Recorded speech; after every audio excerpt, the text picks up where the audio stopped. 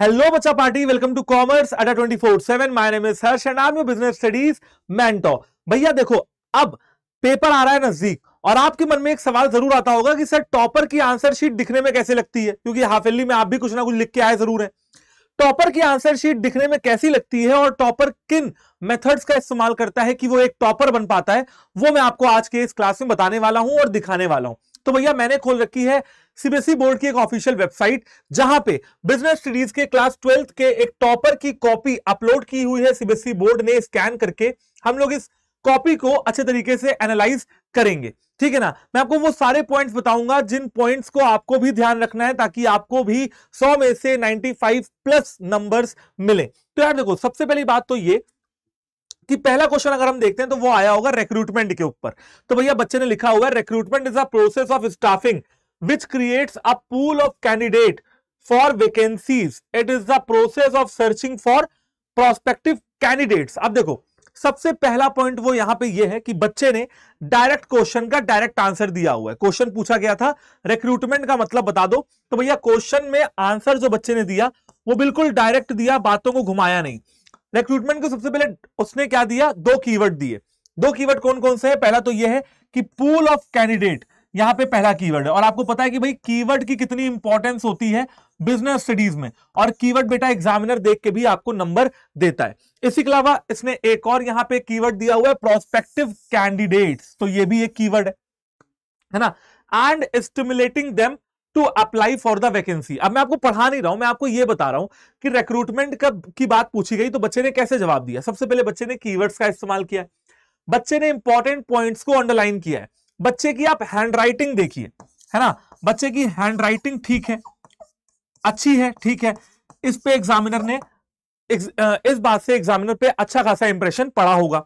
एक और चीज जो यहां पे देखने वाली है बेटा, एक लाइन के अंदर ना बच्चे ने बहुत ज्यादा वर्ड्स नहीं भरे हैं, जिससे हर चीज क्लैरिटी से नजर आ रही है। तो यहां पे दो तीन चीजें हैं, पहला कीवर्ड का यूज किया, डायरेक्ट क्वेश्चन का डायरेक्ट जवाब दिया है। दूसरी बात हैंडराइटिंग ठीक है और इंपॉर्टेंट पॉइंट्स को अंडरलाइन किया हुआ है। चलिए आगे बढ़ते हैं और आपको और आंसर दिखाता हूं कि भैया इस बच्चे ने कैसे कैसे जवाब दिया हुआ है। अब देखो, ये क्वेश्चन होगा प्राइवेट प्लेसमेंट के ऊपर। बच्चे ने डायरेक्टली बता दिया कि भैया प्राइवेट प्लेसमेंट एक मेथड है। किसका मेथड है? गुजरात टेक्सटाइल। अब मतलब इसका मतलब था, क्वेश्चन था कि गुजरात टेक्सटाइल लिमिटेड ने कैसे फंड्स को इशू किया, तो इन्होंने बता दिया भैया private placement is a method that is being used by Gujarat textile limited to raise funds, है ना। बच्चे ने आंसर दिया, क्वेश्चन ये होगा कि गुजरात टेक्सटाइल लिमिटेड ने किस तरीके का इस्तेमाल किया था। सबसे पहले बच्चे ने आंसर दिया, फिर उसमें बच्चे ने बताया कि ये फ्लोटिंग का वो मेथड है जहां पे सिलेक्टेड इंडिविजुअल्स, यहां पे फिर अगेन बच्चे ने कीवर्ड का इस्तेमाल किया और इसी कीवर्ड पे उसको नंबर मिला होगा। इसी कीवर्ड पे आप देख रहे हैं एग्जामिनर का टिक भी लगा हुआ है एंड इसी कीवर्ड को उसने अंडरलाइन भी कर रखा है।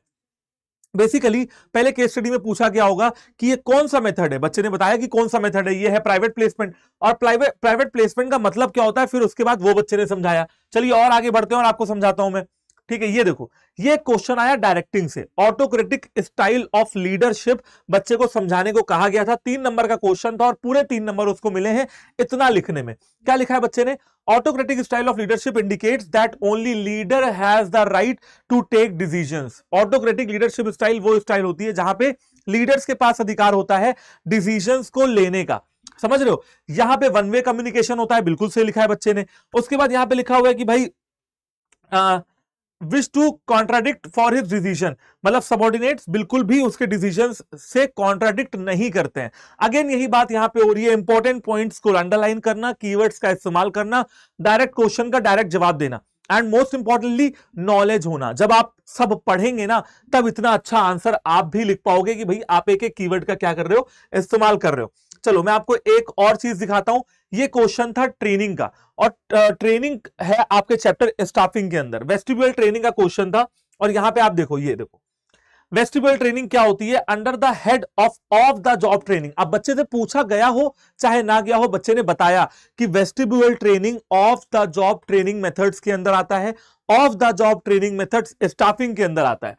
Training can be used by the company under these training employees are sent off campus and trained away from their actual workplace। आप लैंग्वेज देखिए बच्चे की, कि भैया एम्प्लॉइज को दूर भेजा जाता है और एक्चुअल वर्क प्लेस से दूर ले जाके उनकी ट्रेनिंग दी जाती है। बच्चे ने कैसी अच्छी प्यारी इंग्लिश यूज की है, देखो दोबारा पढ़ रहा हूं। Under these training employees are sent off campus and trained away from their actual work place, actual work place से बाहर ले जाके, ठीक है, आप उनको ट्रेनिंग देते हो। आप देखो एग्जामिनर ने 4 टिक लगाए हैं। पहला टिक वेस्टिब्यूल ट्रेनिंग के ऊपर, जहां पे बच्चे ने नाम को पहचाना, 1 नंबर तो वहीं दे दिया एग्जामिनर ने। दूसरा टिक एग्जामिनर ने लगाया ऑफ कैंपस के ऊपर, ठीक है, यानी कि एग्जामिनर उसके कीवर्ड और पॉइंट हाईलाइट करने से बहुत खुश हो रहा है कि उसी चीज के ऊपर टिक लगा रहा है। तीसरा टिक लगाया dummy model, dummy model word का इस्तेमाल किया है बच्चे ने कि डमी मॉडल्स पे काम करके सिखाया जाता है। ये देखो एक और टिक। अब आप समझ रहे हो एग्जामिनर पूरा पैराग्राफ पढ़ेगा चाहे ना पढ़ेगा, लेकिन अगर आप कॉन्फिडेंट हैं कि आपने पॉइंट सही लिखे हैं ना, तो अंडरलाइन किए हुए पॉइंट पढ़ेगा और वो समझ जाएगा कि आपको पूरी की पूरी नॉलेज है ना। तो और आगे देख लेते हैं भाई, 1-2 क्वेश्चन और देख लेते हैं जो अच्छे अच्छे लग रहे हैं कि हाँ ये देखो, ये क्वेश्चन है, कितने नंबर का क्वेश्चन है एक बार देखने की कोशिश करते हैं। ये मुझे लग रहा है 4-5 नंबर का क्वेश्चन होगा। इस क्वेश्चन में पूछा गया होगा कि डिविडेंड डिसीजंस को कौन से फैक्टर्स अफेक्ट करते हैं, ठीक है। और आप देख सकते हैं अमाउंट ऑफ अर्निंग एग्जामिनर ने टिक लगाया है, स्टेबिलिटी ऑफ अर्निंग एग्जामिनर ने टिक लगाया है, टैक्सेशन पॉलिसी टिक लगाया है, ग्रोथ है ना, प्रोस्पेक्ट्स ये आप देख सकते हो, एफिशिएंट यूज ऑफ रिसोर्सेज। अच्छा ये हो गया 4 पॉइंट, ये 4 नंबर का क्वेश्चन होगा, बच्चे ने 4 पॉइंट लिखे हैं। अगेन जितना पूछा गया उतना लिखो, एक्स्ट्रा लिखने की जरूरत नहीं है। 4 पॉइंट्स 4 नंबर के, तो हमने 4 पॉइंट देने का। अमाउंट ऑफ अर्निंग जरा पढ़ के देखते हैं। बेसिकली डिविडेंड डिसीजन में ये देखना होता है कि कितना डिविडेंड हमारी कंपनी डिस्ट्रीब्यूट करेगी, है ना। अमाउंट ऑफ अर्निंग से क्या फर्क पड़ता है कि अगर अर्निंग ज्यादा है तो डिविडेंड ज्यादा, अर्निंग कम है तो डिविडेंड कम। देखते हैं बच्चे ने क्या लिखा है।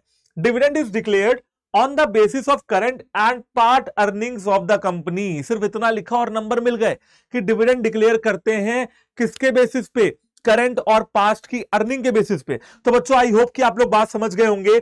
आप ऐसे ही इस पूरी शीट को देख सकते हो, cbse.gov.in की वेबसाइट पे जाके आपको सारे पेपर्स मिल जाएंगे, है ना। आपको अकाउंट्स, इकोनॉमिक्स सारे पेपर मिल जाएंगे।